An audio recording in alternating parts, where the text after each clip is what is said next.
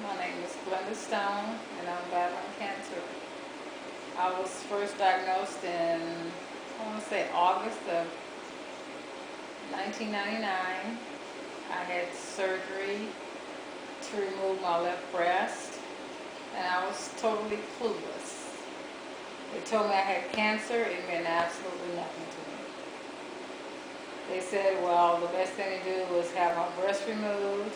I wouldn't have to have chemo or radiation, and everything would be fine. I'd be cured.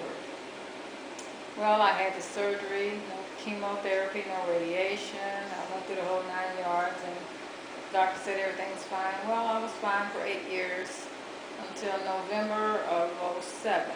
And I was diagnosed with stage 4 breast cancer, which had metastasized to bone cancer.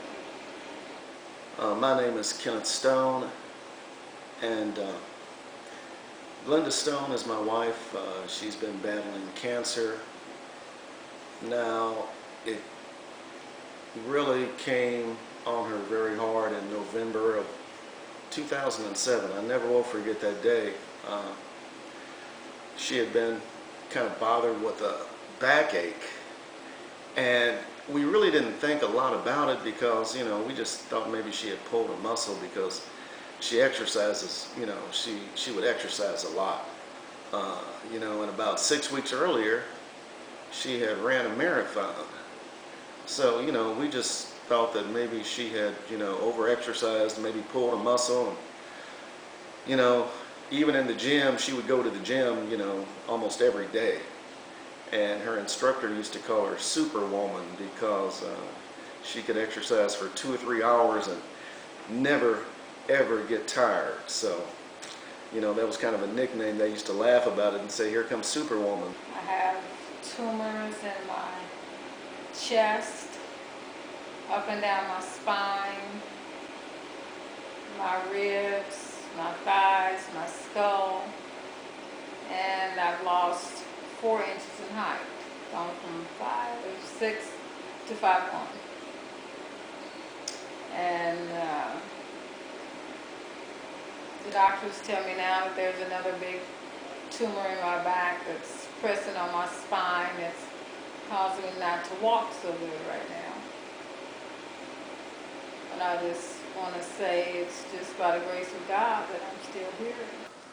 When I actually got news of the illness, I was en route of actually going to play basketball. And I'll never forget, I got a phone call from Glenda Stone, her husband, and he was telling me about what the doctor had said. And I was actually getting ready to play basketball when I could hear it in his voice about the news, and it made me stop, and I actually walked out of the gym, and he had told me that the doctor had told her about how much time she had left to live. And I didn't get a chance to see her that day, but I made a point to bring my girls over to see her, and I promise it was kind of disheartening at first. I didn't really know how to even come and what to say in a situation like that, but seeing her, she wasn't as strong as she was before.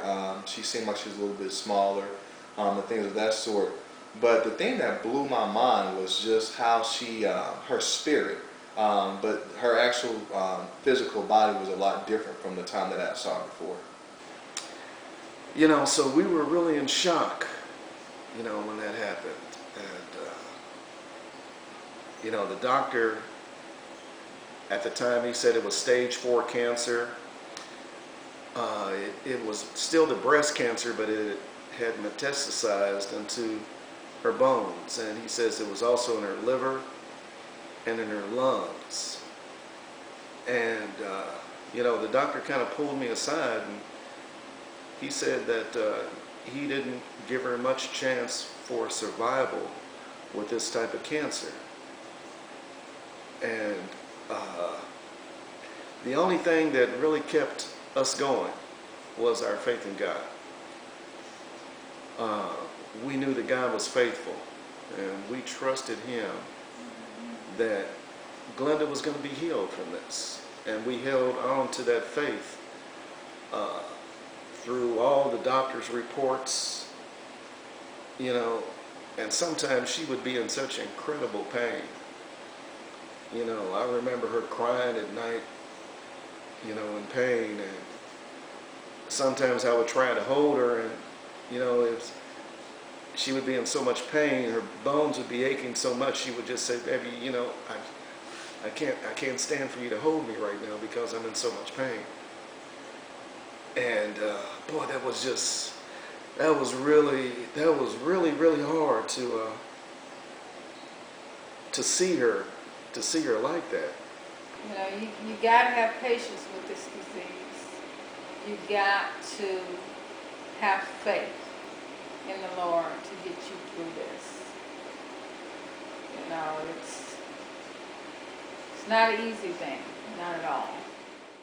Most people would think I have a lot of bad days, but I don't, because I have faith in the Lord, and I have my husband here taking care of me. And I just believe the Lord protects me and takes care. I believe He's healing me from the bottom of my heart. I believe this, because I don't have the bad days to where I'm depressed. Every day that the Lord wakes me up is a miracle to me. So I don't complain. I have nothing to complain about that. I mean, every day He wakes me up is a miracle, and I thank Him for that every day. I thank Him for that, and I thank Him for my husband. I thank the church for the support that they've given me, calling me, praying with me, keeping me in the faith. You know, they keep me in faith. They keep me in faith. They talk. I have someone call me every day praying with me, asking me if I need anything. I have my friends coming over, bringing us meals when my husband doesn't have time to cook. You know, I really appreciate this from the bottom of my heart. So I don't have bad days per se. I mean, there's days I don't feel like getting up out of bed, washing my face, brushing my teeth, taking a shower. But hey, so be it. I won't do those things. I'll wait till I feel better and I get up and I do them. This is it.